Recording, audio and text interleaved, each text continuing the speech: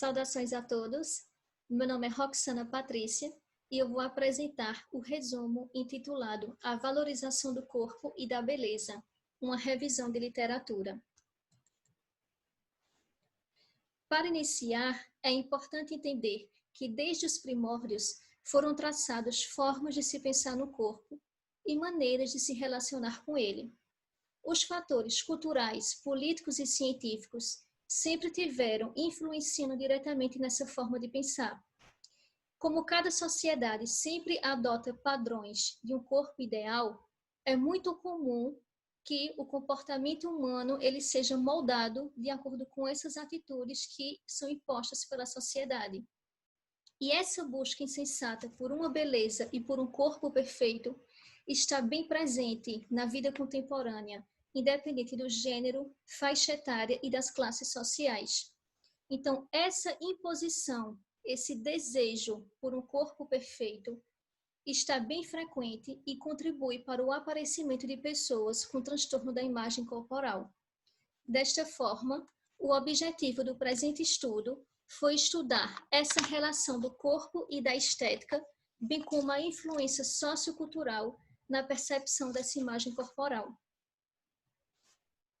Como metodologia, foram utilizados livros na área da educação e da estética, artigos científicos no idioma inglês ou português.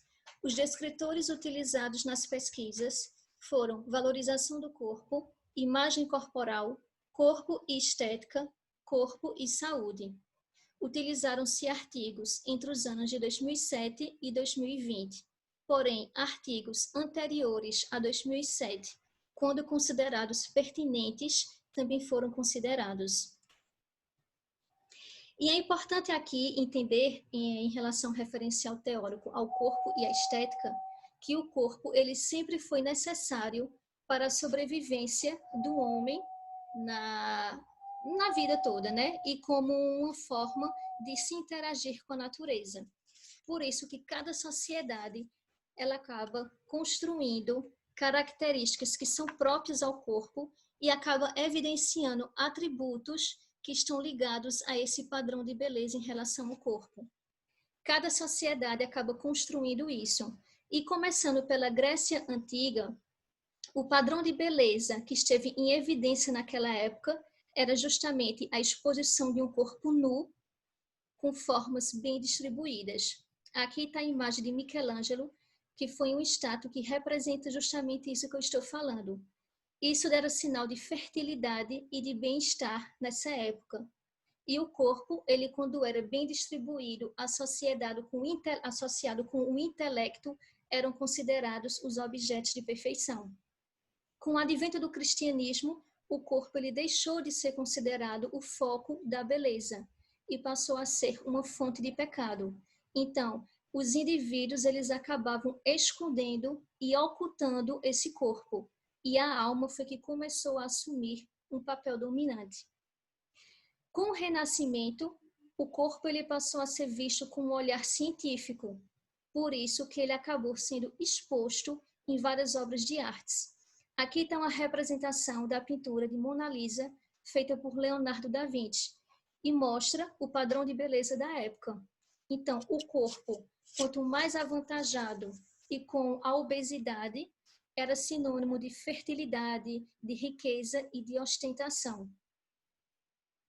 Hoje sabe-se que na vida contemporânea, as pessoas elas estão muito ligadas a um corpo magro, uma silhueta mais fina, homens com corpo musculoso, e associado às redes sociais, né, que é o que acaba acontecendo na vida contemporânea, essa parte de mídia, de aparecer, as pessoas acabam muitas vezes abusando muito de filtros e de edições de foto como uma forma de aparecer com a melhor aparência nas redes sociais.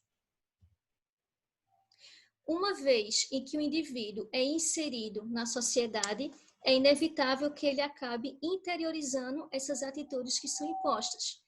E isso não tem fim, isso acaba se perpetuando de geração em geração.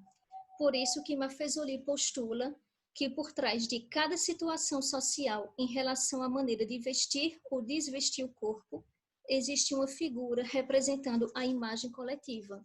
Então, o desejo das pessoas de serem reconhecidas, de serem percebidas, valorizadas, e essa necessidade de se ter um apoio social e uma proteção faz com que todos acabam seguindo um direcionamento em comum.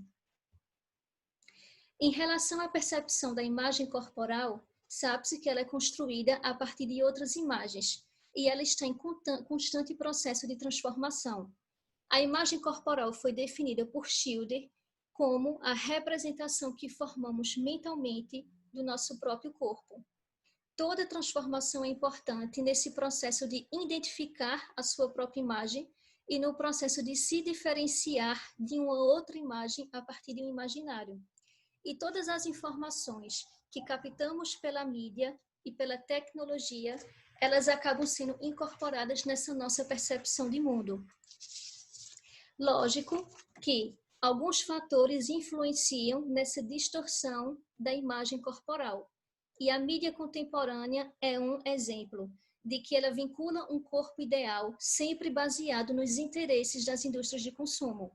Então, a sociedade acaba se submetendo a práticas como exercício físico intenso e sem acompanhamento, acaba se submetendo a dietas restritivas e muitas vezes ao jejum prolongado.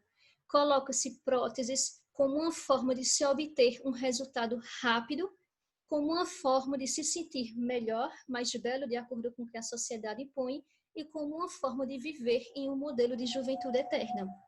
Por isso que Tavares, em 2003, afirmou que para se desenvolver uma imagem corporal, é preciso que se perceba as partes do seu corpo. É necessário que perceba as sensações e que se descubra novas possibilidades. Desta forma, é que se pode obter uma referência do próprio corpo e uma forma também de não se sofrer tanta interferência do mundo externo na construção dessa própria imagem corporal. E é por isso que a conclusão do trabalho foi justamente isso. Nesse processo de construção de imagens corporais a partir daquilo que é desejado, ocorre-se sempre um padrão de beleza que a sociedade determina, a cultura determina. E hoje, na vida contemporânea, a mídia é um instrumento determinante nessa imposição.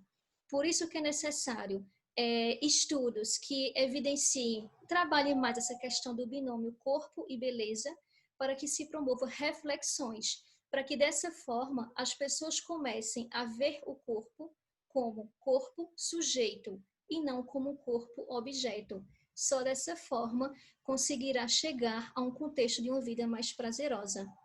Eu espero que tenha ficado claro e qualquer dúvida eu estou à disposição. Obrigada.